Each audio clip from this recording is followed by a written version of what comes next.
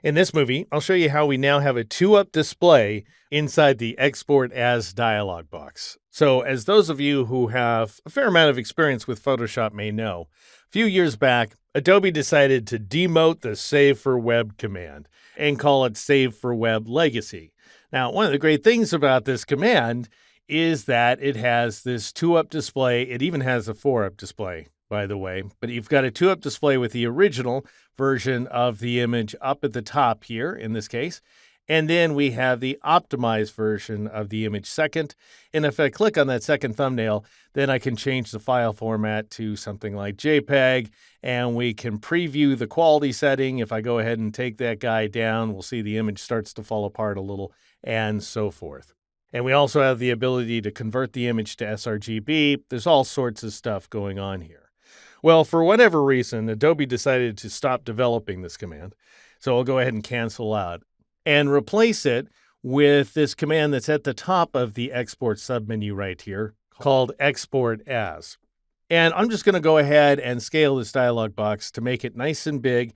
Now, when this command first came out, it lacked a lot of functionality. You could not convert the color space to sRGB, which is absolutely essential. You can do that now, which is great. I'm going to go ahead and embed a color profile as well. And I've got some copyright data associated with this image file that I assigned as metadata using the file info command, which is available under the file menu. And so now let's say I want to compare this PNG version of the image without transparency. Transparency just isn't necessary where this file is concerned. I want to compare it to JPEG. Then I could go up here to 2-up. This is the new feature, by the way. And then for the second image right here, I'm going to change its file format, let's say to JPEG, just so that I can see the difference.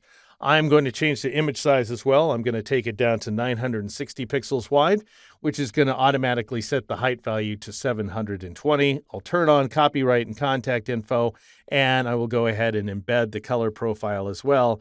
And then I'll click on this plus sign a bunch of times so I can see the image at 100%.